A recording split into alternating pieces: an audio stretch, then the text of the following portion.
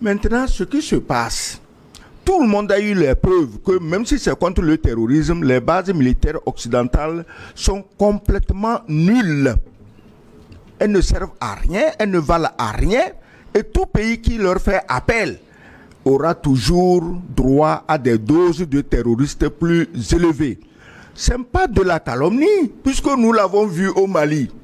Plus il y avait de bases militaires étrangères, plus les terroristes avaient de la force. Jusqu'à ce que les soldats maliens soient interdits de combattre les terroristes. On l'a vu au Burkina, on l'a vu au Niger. Donc, mais on ne l'a pas vu en Côte d'Ivoire, qui justement accueillait une base. Oui, mais si nous les Noirs, notre cerveau, je le dis toujours, n'était pas plus noir que notre peau, on n'attendrait pas que ça arrive en Côte d'Ivoire. Mais on l'a vu en Côte d'Ivoire, excuse-moi, je fais cette parenthèse. En 2002, lorsque les forces loyalistes de Laurent Gbagbo voulaient foncer sur Bouaké, mais le 43e BIMA, les forces militaires françaises se sont interposées pour que les forces loyalistes n'aillent pas. Laisse-moi finir mon raisonnement. Donc, si aujourd'hui la Côte d'Ivoire accueillait des bases militaires, à supposer que ces bases militaires servent à quelque chose contre les terroristes, nous n'aurions rien à dire. C'est une décision souveraine. Chaque chef d'État de la sous-région doit se montrer très entreprenant en ce qui concerne la protection de ces populations. Or, dans le cas de la Côte d'Ivoire, les troupes étrangères ne viennent pas pour protéger la Côte d'Ivoire. Donc, ce n'est pas un hasard si on a placé ces troupes étrangères à la frontière des pays que la Côte d'Ivoire, pour je ne sais quelle raison, prend pour des ennemis. Le Niger, le Burkina, le Mali n'ont jamais dit qu'ils étaient ennemis de la Côte d'Ivoire. Mais la Côte d'Ivoire installe des bases militaires étrangères aux frontières de ces pays en vue de les agresser. En vue de les agresser, moi c'est ça qui m'intéresse. Oui, quelle est la preuve que vous avez? La preuve que nous avons, on ne devait même pas chercher de preuves parce qu'il y a des antécédents. Au moins en Côte d'Ivoire, quand on dit qu'il y a des bases françaises ou américaines, les gens ont la sagesse de se taire. Mais dans d'autres pays, quand on dit qu'il y a base française, il y a des gens qui pondent des communiqués délirants, mensongers, crapuleux, pour dire que ceux qui dénoncent ces bases sont ceux qui mentent. Tu comprends? Ça veut dire que si en Côte d'Ivoire, les Américains ne nient pas qu'ils ont leur base à Odiéné, ça veut dire qu'a priori, ils n'ont pas de mauvaises intentions. Mais ceux qui ont de mauvaises intentions cachent leur base. Ils font des pistes de 3000 mètres et on les voit par satellite, on les voit à pied, mais ils disent non, il n'y a rien, il ne faut pas parler de ça. Si tu dis ça, tu es un menteur. Ça veut dire quoi? Ça cache de très vilaines intentions. Si tu n'as pas de vilaines intentions, tu ne peux pas cacher une piste de 3000 mètres. À Odiéné, je ne sais pas qu'est-ce que les Américains ont construit ou n'ont pas construit, mais ils ne pondent pas des communiqués complètement délirants. Ah non, nous on n'est pas là. Vous êtes là, vous dites vous n'êtes pas là. Donc, on ne peut pas mettre des bases militaires aux frontières des autres pays en vue de les déstabiliser au vu et au su de tout le monde. Comment crois-tu? Est-ce que c'est un hasard? Et regarde le petit Sénégalais qui vient, tu ne sais rien encore de choses, tu vas d'abord promettre aux Européens que tu vas leur donner une base à la frontière du Mali et comme par hasard, tu te retrouves médiateur. Mais médiateur des gens que tu veux attaquer, donc vous êtes complices pour encercler l'AES, Sénégal, base, Côte d'Ivoire, pas une base, plusieurs bases, Bénin, base, mais comme c'est interdit de parler des bases françaises au Bénin, bon, mes amis, considérez qu'il n'y a pas de base française au Bénin, mais les Béninois voient les bases. Donc, vous encerclez des gens, et puis après, vous arrivez chez eux, comme si de rien n'était, vous vous présentez en médiateur. Médiateur de quoi? Ouais, mais... Vous êtes médiateur de quoi? Donc, laisse-moi finir, pour dire, si, Gilles, nous étions en tant qu'Africains, des gens sérieux. En réalité, les organisations comme la CEDEAO, comme l'Union africaine, devaient s'intéresser à ces bases militaires. Ça dit que le Togo, par exemple, ne peut pas accueillir une grande base militaire étrangère sans que la CEDEAO ait son mot à dire, sans que l'Union africaine ait son mot à dire, parce qu'on sait qu'une base qui se trouve au Togo, c'est pas seulement pour protéger le Togo, mais c'est pour menacer les pays alentours. Mais la CEDEAO, tu as vu le triste spectacle que cette association de chefs d'État endormis a donné la dernière fois. Mais au moins, on a eu du baume au cœur en voyant qu'au moins de la CEDEAO, il y a un député. C'est la première fois que moi j'ai vu un député de la CEDEAO, Guy Marius Sagna, le Sénégalais. Je ne dis pas que tout ce qu'il a dit est bon, mais au moins une fois on a vu un député qui parlait. Les votants, main levée, acclamation. Mais si la CEDEAO existait, c'était à elle de se pencher sur ces problèmes de base. Ce n'est pas des journalistes comme nous, sur des antennes de télévision, que revenait la tâche de parler. Mais est-ce que quelqu'un a parlé de base à la CEDEAO? Non. Parce que chacun dit, ça ne me concerne pas, je ne veux pas déplaire à Macron, je ne veux pas déplaire aux Américains et vos populations. Parce que toute base militaire dans un pays est un piège pour les populations de ces pays à long terme. Aujourd'hui, la Côte d'Ivoire a le beau rôle. Bon, on va emmerder les gens du Sahel, mais ces bases, un jour, deviendront des sources de nuisances pour les Ivoiriens.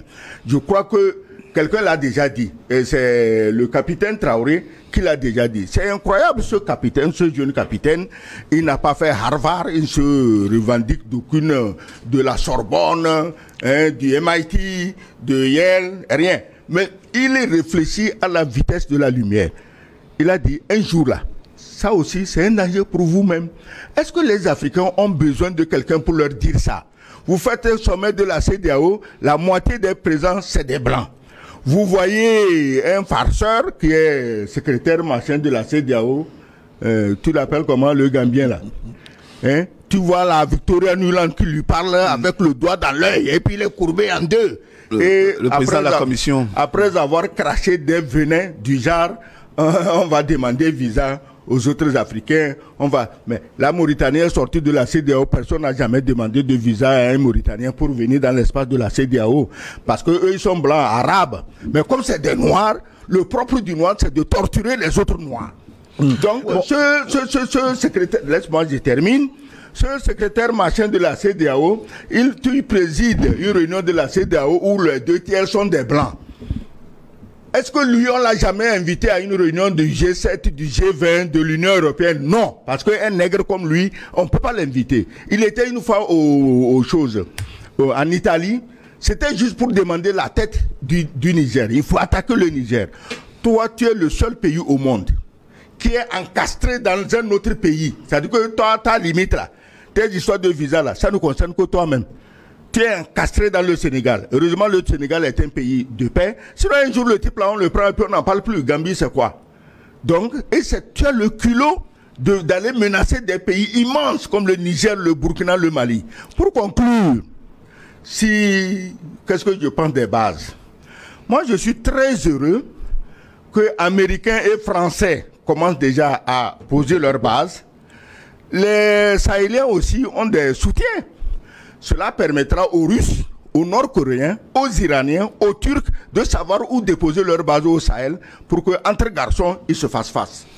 Oui, vous dénoncez les bases occidentales en Côte d'Ivoire, américains, allemands et français, mais vous oubliez que le Sahel aussi accueille des militaires étrangers, la Russie notamment. Je voulais préciser une chose, parce que tout à l'heure, Gilles disait que, est-ce qu'il y a des preuves palpables que la Côte d'Ivoire est belliciste envers les pays du Sahel? C'est ça, non? Mais il y avait déjà un antécédent. Mais vous vous souvenez, dans ce pays, que le président Alassane Ouattara, déjà, à la fin d'un sommet de la CEDEAO, a dit qu'il a déjà 2 régiments complets qui allaient attaquer Niamey, qui a déjà des rations pour les militaires, il y a déjà le salaire, il y a déjà tout le matériel nécessaire. Dans le cadre d'une révolution de la CEDEAO. Oui, mais comment est-ce qu'on peut comprendre que juste après, sans consulter l'Assemblée nationale de son pays, parce que je crois savoir que la Constitution, à moi ce que je me trompe, la Constitution de la Côte d'Ivoire dit que pour que le pays entre en guerre contre un autre pays, l'Assemblée nationale doit légiférer là-dessus.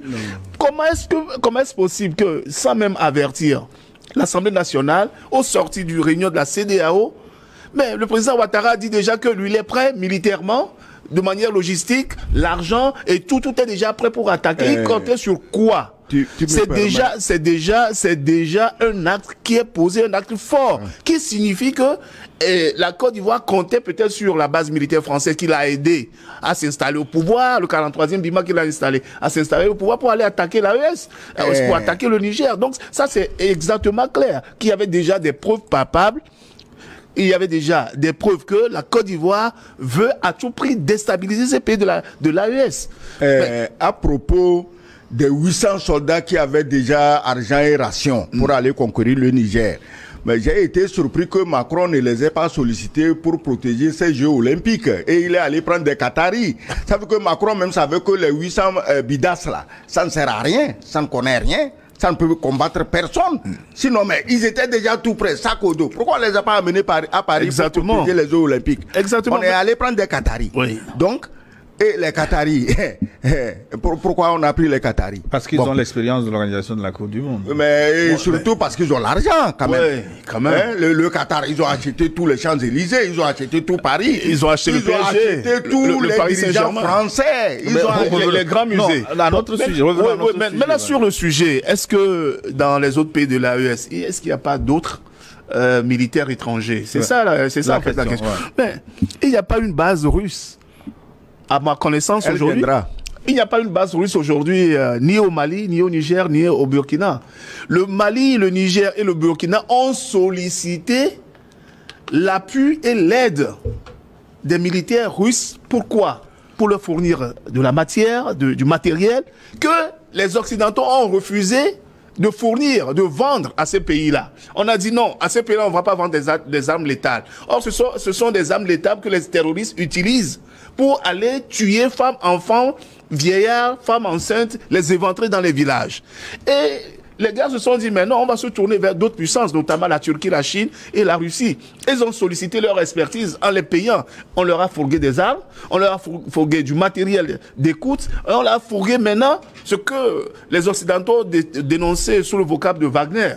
En réalité, le ministre des Affaires étrangères du Mali, M. Abdoulaye Diop, avait dit qu'ils n'ont rien à foutre avec Wagner, mais ils avaient affaire avec l'État russe, que c'est d'État à État qu'ils sont en train de parler. Donc aujourd'hui, il y a des services que ces États ont sollicités de la part des Russes. N'oubliez pas que lors de la guerre en Irak, mais les Américains ont sollicité des services des Blacks, je ne sais même plus comment on les appelle. Black Panthers. Non, des mercenaires américains qui sont partis combattre en leur nom en Irak. N'est-ce pas? Mais maintenant, si les États du Sahel souhaitent que Wagner vienne, ou bien que les Russes les aident à s'équiper, à s'armer, à se former, où est le problème? Ils n'ont pas encore de base militaire. Mais maintenant, ce que nous souhaitons, c'est que les Russes aussi viennent installer une grande base militaire, étant donné que l'AES est devenue une confédération, le Mali, le Niger, le Burkina est devenu une confédération, qu'on installe une grande base russe, chinoise et turque dans le Sahel, et puis on va voir comment ça va se passer cette confrontation entre Russes et entre Occidentaux à propos des États du Sahel. Tu dis que des mercenaires, des groupes de paramilitaires étaient en Irak. Mais ils sont en Ukraine où on les tue chaque matin. Exactement. Pourquoi tu vas chercher en Irak 10 ans ou 20 ans derrière? Ils sont en Ukraine. Américains, Français, Anglais, ils sont en Ukraine.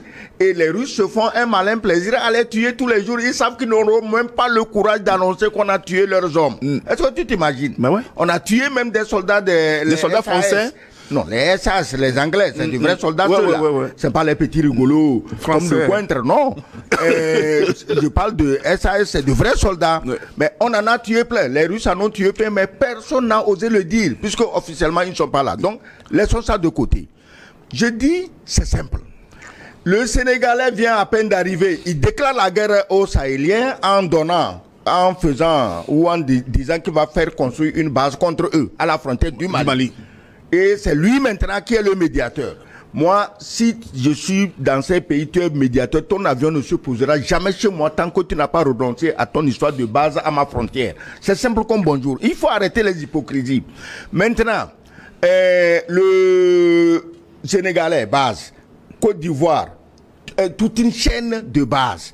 Bénin, base. Je dis, c'est bien, il n'y a pas de problème. C'est eux qui ont mis les premières bases. Cela permettra aux autres de savoir où mettre leurs bases pour leur faire face. Puisqu'ils disent qu'ils sont venus pour la paix, les autres aussi seront là pour la paix. Entre hommes pacifiques, chaque matin, on peut traverser la frontière, on boit un café ensemble, et puis on revient. Donc, il faut dire ceci. Les Américains peuvent mettre 1000 bases. Les Français peuvent mettre 1 million de bases. Ils ne feront rien au pays du Sahel. Les 3 pays là, c'est 2 700 et quelques mille kilomètres carrés. Ils vont faire comment? Hein? Les Américains, devant nous, je laisse Saïgon, la chute de Saïgon, nous, on était des enfants. Devant nous, à Kaboul, on a vu vos prestations. En Afghanistan. Bientôt, vous ferez, en Ukraine, vous ferez pire qu'en Afghanistan. Vous allez fuir. Si Trump ne vient pas pour vous sauver, en négociant une paix rapide et équitable, vous allez fuir. Les soldats français vont fuir devant les Tchétchènes. Ils vont fuir devant les Nord-Coréens. Ils vont fuir comme des lapins. Mais, donc, tu crois qu'ils vont faire quoi au Sahel? Les Sahéliens même se battront, s'il le faut. Il suffit qu'ils aient les armements. Laissez-les mettre leur base. Ça leur fera beaucoup de métis dans le coin. D'accord? Mais ça n'a absolument aucun effet. Les pays du Sahel doivent continuer leur avancée parce que tout le bon sens, toute la logique, tout le droit est de leur côté. Je ne comprends pas qu'on assiège des pays dont le seul crime est de dire on veut notre souveraineté. Je ne comprends pas que des pays qui se disent africains et indépendants jouent contre des pays africains qui veulent leur souveraineté. Le pays, la Côte d'Ivoire, mais elle fait pitié. Elle fait pitié. Elle ne sait même pas dans quoi elle est. Mais qu'est-ce que vous croyez? Les Sahéliens, je l'ai déjà dit ici, si tu m'attaques, je t'attaque. La Côte d'Ivoire prend trop de risques pour ses populations. C'est pas pour rien que Guillaume Soro, pour revenir au sujet, mais Guillaume Soro pense à la population ivoirienne. Il ne pense pas à ses châteaux en France, quand et comment il va fuir. Guillaume Soro, lui, l'a déjà fui. Cabri Mort n'a pas peur du couteau, il revient. Mais des gens à Abidjan ont déjà leur valise pour fuir. Et c'est eux qui amènent les bases militaires. Est-ce que les bases militaires ont empêché qu'on renverse Bazoum? C'est la peur des coups d'État qui leur font venir tous ces soldatesques-là. Les bases n'ont pas sauvé Bazoum. Les bases ne sauveront pas un autre. Mais quelque part, est-ce que Guillaume Soro n'est pas mal placé pour parler de bases étrangères? Non, mais lui, bien au contraire. Il a longtemps bénéficié des soutiens. Non, bien au contraire, il est le mieux placé pour en parler, puisqu'il en sait quelque chose. Il sait ce que ces bases font. Puisqu'il a eu à bénéficier, effectivement...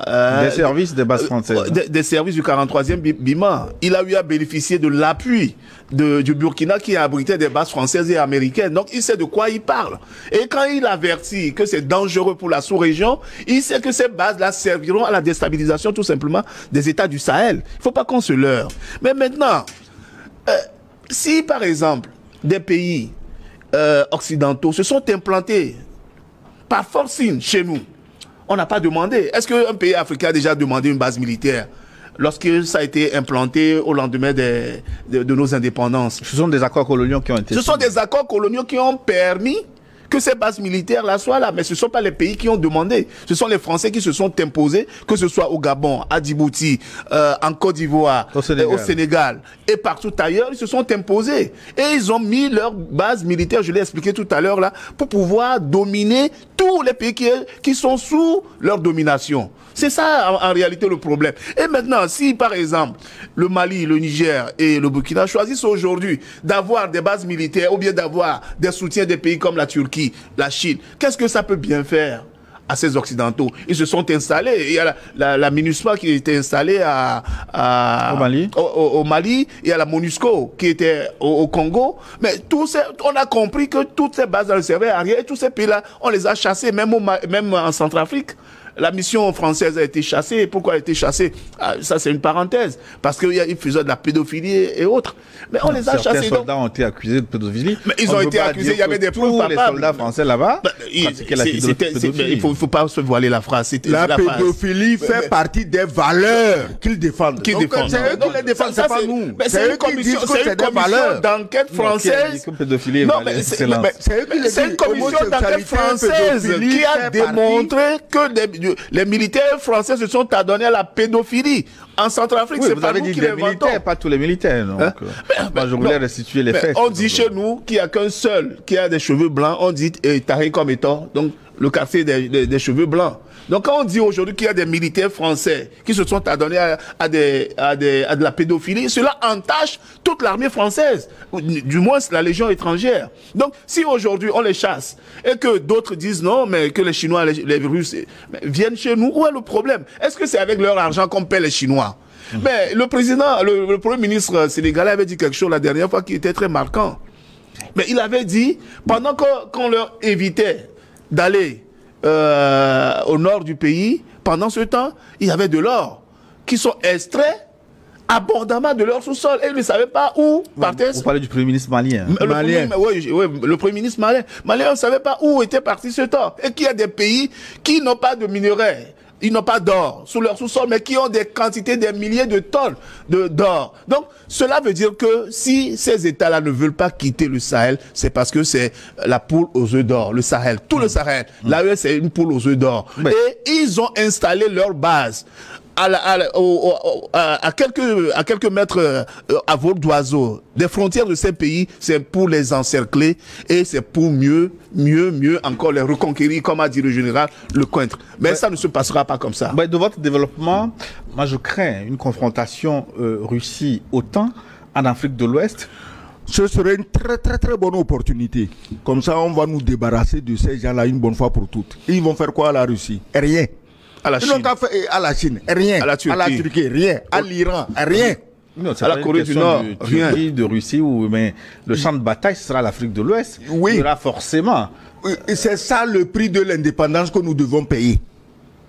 C'est cette bataille-là qui va nous donner l'indépendance. Parce qu'on ne peut pas dire qu'on a donné l'indépendance à des pays et on les infeste de bases militaires. Parce que ça s'est passé en Syrie, on a vu les Anglais... Des dégâts qu'il y a eu en Syrie. Oui, mais on sait, mais qu'est-ce que tu veux? Les Anglais ont colonisé des pays en Afrique. Combien de bases militaires anglaises y a-t-il au Nigeria, en Sierra Leone, au Ghana, au Libéria? Combien de bases françaises ou anglaises y a là-bas? Zéro. Les Espagnols, combien de bases militaires espagnoles il y a en Guinée équatoriale? Il y a en Guinée-Bissau? Rien. Les Portugais. En Angola. En Angola. Combien de bases militaires ils ont là-bas? Rien. La France est le seul pays qui, quand il te donne l'indépendance, t'amène un militaire qui se tient derrière toi avec la baïonnette et il dit que tu es indépendant et tu marches à la chose. Il y a tout de même des bases américaines en Allemagne, au Japon. Oui, c'est la suite d'une guerre. Les conséquences de la Deuxième Guerre mondiale. La preuve même, non seulement la suite d'une guerre, les Français ont refusé la base. Les bases, c'est De Gaulle. Et il a raison. De Gaulle avait raison. Parce que les Américains ont débarqué en Normandie avec l'intention de faire de la France une colonie. Ils sont venus même avec la monnaie qu'ils voulaient imposer à la France. Et c'est les mêmes conneries que la France, elle autre, est venue nous imposer parce qu'elle estime que les Noirs sont des sous-hommes. Voilà, ce que les nazis leur ont fait, ce que les Américains voulaient leur faire, eux ils sont venus nous appliquer ça ici. Et puis personne ne dit rien. Il y a des gens qui vous disent, j'ai travaillé à la Banque mondiale, j'ai étudié à l'université ici, et ils te disent que le CFA est une bonne affaire.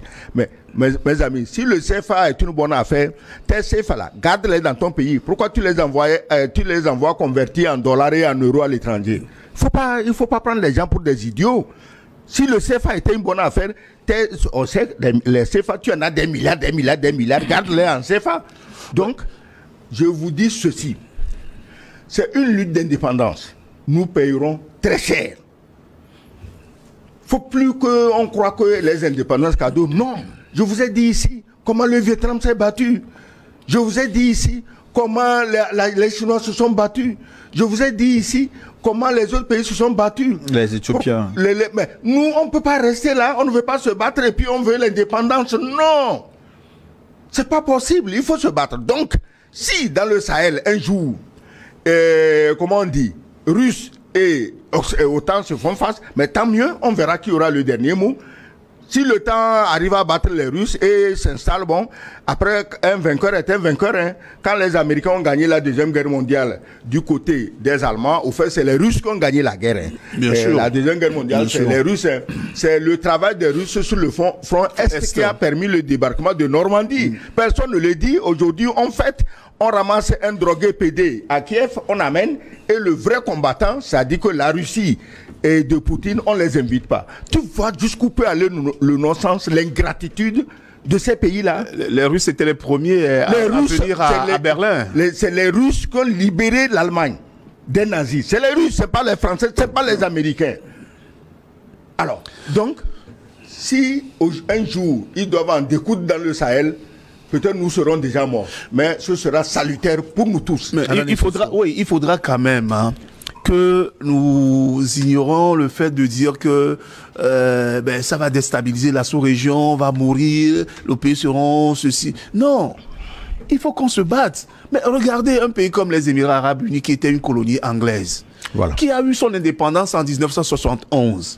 Vous imaginez que ce pays, les Émirats Arabes Unis, qui est composé de 5 principaux émirs, oui, dont Dubaï, etc., qui ont formé une confédération. Qui sont les Émirats Arabes aujourd'hui avec le prince Saïd? Qu'est-ce qu'il a dit aux Anglais? Les Anglais voulaient persister, rester. Il leur a dit non, pas question de rester chez nous. Sinon on part en guerre contre vous. Et les Anglais ont compris, ils sont partis. Et qu'est-ce qu'il a fait? Il a commencé à planter quoi? Des arbres. Et les gens disent, mais non, il y a des arbres dans plein désert que tu vas en faire. Il dit, mais moi j'ai une idée derrière. De 71 à aujourd'hui, ça fait 51 ans. Vous avez vu le chemin parcouru?